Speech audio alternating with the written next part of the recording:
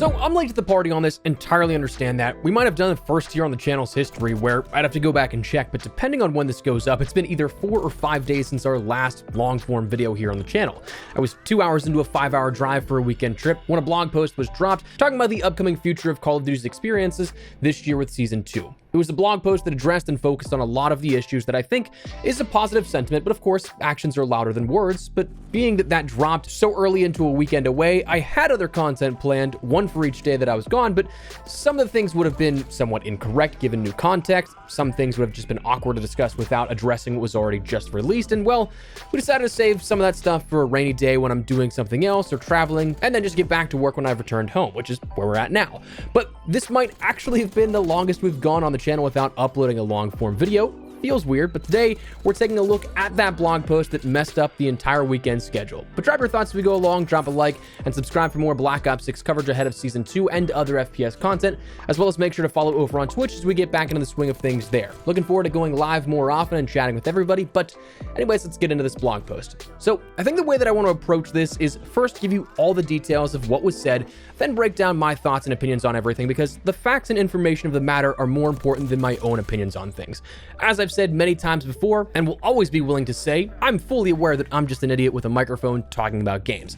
I want you to have as much information to make your own informed decisions as you possibly can, and my opinion shouldn't have any impact on that. So first, what was said. Firstly, some overarching updates. This blog detailed changes for things like Ricochet anti-cheat, server stability, packet loss, lobby crashing, voice moderation updates, and more, before even turning to gameplay changes. So a lot of top-level things that have been on the community's minds for a while now.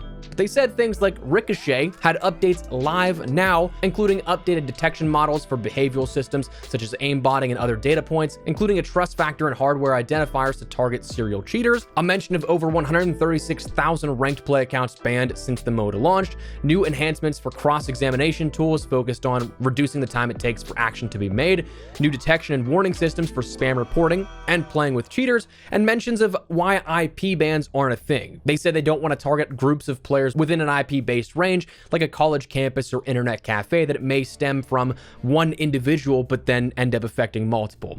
They also said there are upcoming changes like Season 2 being new and improved client and server-side detection systems, major kernel level driver updates for improvements to security and reinforced encryption processes, plus new tampering detection systems. Season 3 and beyond, they mentioned a multitude of new tech, including a brand new system to authenticate legit players and target cheaters. As for your server updates, they mentioned this was more of an update rather than looking at what's really to come. Though, having not had the ability to jump on and play yet, I can't really attest to anything of my own experience, but it was said we've been monitoring match activity closely, including identifying suspicious accounts that appear to have crashed lobbies. The team at Demonware have narrowed down some specific cases of the causes that can affect all players, and new improvements have been made to Call of Duty servers infrastructure this week to reduce targeted cases of malicious activities on our infrastructure and players. With these new improvements now in place for both Black Ops 6 and Warzone, we've already seen improvements in stability on the back end. So again, this is stuff that has been changed recently and not necessarily looking forward to what's upcoming with Season 2.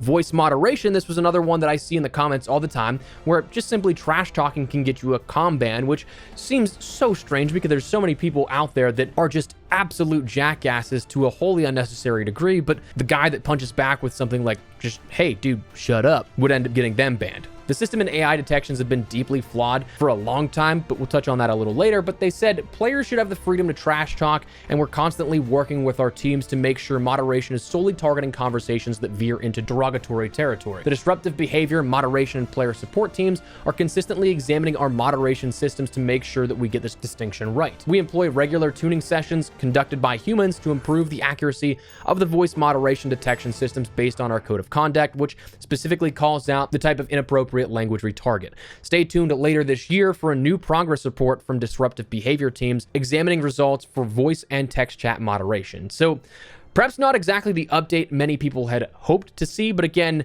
my thoughts on this kind of stuff in a few. But now we get to the gameplay stuff, things for Black Ops 6 multiplayer, zombies, and Warzone. So here's what was said in this blog post.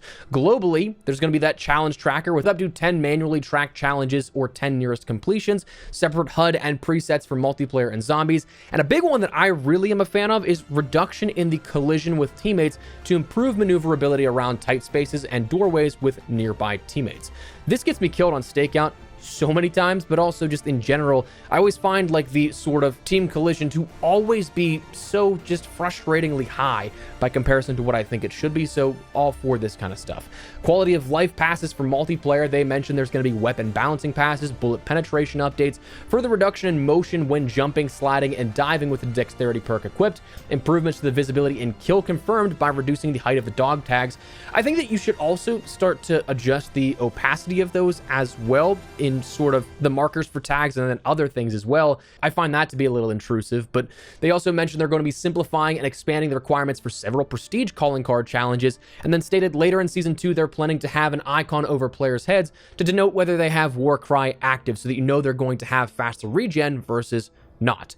Playlist updates, they described they're going to be expanding the number of featured playlist slots, bringing Gunfight back to the featured playlist on a regular occurrence, which was definitely something that is nice because we put up a short the other day talking about how one of the Dark Ops challenges was basically entirely impossible for the entire duration of Season 1, but then the day after they of course brought it back. But for almost 2 months they ended up having a gunfight specific Dark Ops challenge where gunfight was not available. So nice to see that. Stakeout 24/7 is going to be in the featured playlist or quick play basically in perpetuity, it seems like, and they're planning a small maps mosh pit for camo grinders shortly after the launch of the season. They talked about high profile bug fixes including Gearhead now properly increasing the charge rate, free-for-all accurately calculating scoreboards, Ninja no longer being reset between respawns and round transitions, and fixes and tuning to a large number of calling card challenges. Ranked play is introducing the new forfeit option coming at Season 2, a new ability to rejoin ranked play matches coming in season, not at launch, new rewards like camos for gold and up, along with other things. But the single biggest thing for ranked, I think, is that in Season 2, we're going to be getting the ability to disable crossplay for console players who want to compete only against other console players. I think that's a huge start for competitive integrity, but again, more personal opinions in just a bit. Zombies, the same stuff as before was mentioned, where we have the new zombies map, the tomb, new challenge tracking and HUD presets for specific mode play, co-op pause, and AFK kick loadout recovery. But Warzone is where there's a big discussion here. There's a big preface here to this that says, let's talk about Season 2 for Call of Duty Warzone. We've made the decision to prioritize focusing on gameplay tuning, adding more quality of life, and addressing ongoing bugs. This means that in order to deliver meaningful improvements to our players, new content originally planned for Season 2 has been shifted to create bandwidth to address foundational issues. These improvements won't come all at once, rather they'll be staggered across the season and with quite a few quality of life changes coming mid-season. Our priority is having the most solid foundation that Battle Royale can offer, and are excited for players to see it all live. With stated changes coming to weapons like reload speeds being faster, sprint to fire and jump ADS speed penalties reduced, bullet penetration across most materials being adjusted, weapon swap speed going to be increased to match the effects of the quick grip gloves from last year, and weapon ground loot adjustments as well. Movement, there's going to be increases to both jump speed and successive height, meaning bunny hopping might be making a return based off of preliminary wording. There's going to be an increase to the parachute cut animation, meaning you'll have the ability to get on the ground quicker, and increased player velocity when landing from that cut shoot, again, getting you in the action a little quicker. There are adjustments to audio and perks, where combat scout pings will be replaced with an outline but are no longer going to be visible through walls. Dexterity's weapon component has been increased in effectiveness and made a default perk, while the effects of like quick grip gloves from years prior and fast reload are global as well. Mountaineer's going to be returning to perk 1, replacing dexterity and making its fall protection work properly again, while veteran will reduce damage ticks of gas grenades. So the final part noting this is that they said, as a parting thought, we want to take a moment to reflect on the significance of Black Ops 6's integration, the largest in Call of Duty history, which for the first time has brought our teams and products together into a unified developmental environment. While this transformation has presented its share of obstacles, it also paves the way for more ambitious updates and closer collaboration in the future. We're essentially laying a foundation to make new technology immediately available to all of our studios, improving developmental pipelines and the stability of porting features between between titles and allowing us to focus more of our time on future releases. So this, I think, is a good part to get into my thoughts and overall opinions here on this, where I want to talk more specifically on specific areas of what was mentioned. And I think that last statement is a good place to start, because I think this is basically the sort of culmination of too many cooks in the kitchen, a type of situation that someone's always stepping on someone's feet. I'm just kind of surprised that it really didn't have this issue last year, and now going into year 3 of support of Warzone 2.0, we're starting to see these issues. I'm sure as shit not qualified to speak on the developmental side. I don't know nearly enough to give adequate input on why this may be the case, but it's just, I figured by now we wouldn't be seeing these sort of things or having these problems minimized. Instead, with Season 1, it showed that it was amplified, not minimized. So it was blown up to the largest degree we had seen for a long while. So I'm curious what this achieves in the future. Like, is this going to be the only problems we have, and now that everything's sorted, we're going to be able to work together in unison across all developmental studios? I mean, I guess time will tell, but that's the hopeful side of that statement, but we'll see. All in all, I think it's great to hear the accepting of responsibility and the acknowledgement of general issues that have been present since November. But the biggest thing, of course, and always has been, actions are louder than words. So to that front, while it seems promising, I do think that on paper, this is a really nice update pointing to the future. I'll believe it when I see it. I don't mean that in a pessimistic way or an overly hopeful way, but just more so the reality of this is it's nice to have these, but impactful change to improve players' experiences is what's the key part here. Until that's achieved, we're still kind of in the same spot as what we were a week ago, where the only difference is we just didn't have the awareness of said changes being made. So it's nice to say one thing, but to actually see that conveyed in action is an entirely different thing. So now breaking down into a little bit of some of the more sort of segmented areas I want to touch on in more specifics. Ricochet, the updates there, I like the details again on paper, but I'm not quite perhaps savvy enough to realize how easy it is or not easy it is for things like hardware bans. They really kind of stressed on, hey, we're banning individual cheaters, but we're also not trying to make a sort of a group effect banning IPs. But I feel like, personally speaking, hardware bans would be that next step.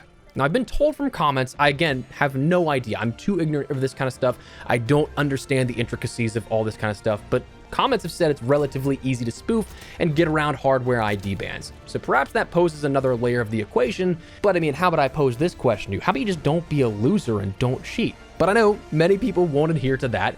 But I don't know. On paper, again, I'm hoping this is what actually is something that's nice for the community and keeps cheaters away, but I'm also not getting my hopes up too much just yet. The server updates, I'm a bit bummed that this wasn't more in-depth and it was more of a, hey, we deployed these fixes that may or may not be something that you notice as is. But I was hoping to see a little bit more for things upcoming rather than what was already listed, because I'm sure a lot of players probably haven't noticed these updates at the moment if they've already been live. So we'll see again what that yields in the future. The voice moderation, this is just, I just don't think there's a good way to approach this. Like, I get the idea is to crack down on things like hate speech and stuff, but the system is so heavily reliant on AI that it seems like the system just needs a ton of refinement. Clearly, it's been an issue for a long time, so until normal stuff is all clear, I don't really have much faith in this being fixed too much. But I guess that's my sort of umbrella topics of discussion. The multiplayer stuff in particular, I'm actually quite looking forward to this. The challenge tracking is a nice touch, and while it's not there at launch, I'm happy that it's going to be here again. We've talked about this before. In no way, shape, or form is this me trying to defend the lack of what was not there at launch, but from my understanding with prior discussions with developers, this being added in post-launch for Modern Warfare 3 basically sealed the fate that it was not going to be there at launch. It was just simply impossible to get the feedback that people liked this enough and then add it in on top of already what was being a sort of crunch time to get the game ready for reveal, beta, and then launch, all within a 6-month span or so here at this. So that's something that I'm happy it's coming back, but that's why it wasn't there at launch. I'm also very interested to learn more about what the simplifying and expanding requirements for several prestige calling card challenges means, because there's quite a few that I think are either absurdly too strict in requirements or just straight up dumb. The one that I will always come back to is the challenge to plant or defuse the bomb disguised as the sleeper agent, which off the top of my head is the only mode-specific challenge that there is in the entire challenge set, from all the base challenges, but also Prestige 1 to Prestige Master challenges. So, like, Why? It's just so absurdly annoying, but also I'd be curious if there's more challenges introduced. I'm not necessarily getting my hopes up for that because I'm not sure how you do that, given there's 10 prestige sets and then a master prestige set as well. So like, you kind of are locked into what is available for the prestiges to match it 1-to-1. But anyways, also happy to see that they're going to be making changes to things like Gearhead not working properly. Again, on paper. Doing challenges for field upgrades, it's wildly annoying that that wasn't working. Things like the Warcry challenge, there's a challenge to get 10 kills in a game with the Enforcer combat specialty and Warcry. And that, especially solo, was insanely hard because most times you'll get like max 3 charges without Gearhead working properly. So in a 10-second span or whatever that duration of the effect is, to have 3+ kills each time to get that 10 total is crazy tough playing solo. Also a big fan of the idea of fixes and tuning updates for a large number of calling card challenges for the reasons we've already discussed. I think I've seen people say that that flowing low challenge from Prestige 1 was working for them, but for me, it hasn't been tracking, so I'm just happy to see that it's acknowledged a lot of these challenges may have been bugged in the past. Ranked play, talking about that in particular, I think that disbanding crossplay to PC is a huge start and a great thing for competitors right now. While, as a PC main, like I play this game on PC and have since Modern Warfare 2019 exclusively, I hate to see that disconnect and the lack of players surrounding it, but I mean, if I wanted to grind anything out, I get it. Like, I fully recognize that bad apples exist and ruin the entire experience from a PC perspective. So if you take this platform out of the equation, you get rid of a majority of those problems that is persisting within ranked play. So maybe Ricochet updates help this, maybe not, but it's definitely a good step in the right direction. And then finally, the last thing I want to touch on is Warzone. I don't know if I'm in the minority here, but I like the message that was sent. Again, on paper. Actions speak louder than words. I don't know how many times I'm gonna have to say that, but on paper, I like the sound of this. To consciously say, hey, we're going to be prioritizing gameplay tuning, quality of life, and ongoing bugs, getting the game back to a stable state where players are enjoying it again, seemingly over content. While some won't like having that same stale experience of Urzikstan or whatever you may be playing, I think that it's absolutely necessary, and I think you have to recognize that if you want these things fixed in priority that you've been asking for, that might come at the cost of some content here and there. So for me, a functional game is more important, the most important thing, rather than adding, I don't know, a little bit of a thematic change to Urzikstan or something like that. But I guess we'll have to wait and see. That's my thoughts on the matter. But that's also what was mentioned a couple of days ago here in regards to these big changes for Season 2. Again, actions speak louder than words, so it's nice to say these things and to put out a community update for this, but let's just make sure we actually follow through on it, and hopefully Season 2 is an enjoyable experience for all players. But for now, that's where we're going to wrap it up. Let me know your thoughts down below. What do you guys think of this community update that we got a couple of days ago? Like the sound of it? Not so much. Whatever the case, drop your thoughts. But if you enjoyed the video, you found it at all insightful, do me a favor, drop a like on the video. And of course, if you are new to the channel, make sure you subscribe so you don't miss a single thing regarding all things Black Ops 6 Season 2 and other FPS content I'd love to have in the community. For now, though, thanks so much for watching. Mine has been Espresso. I'll see you later. Take care and peace.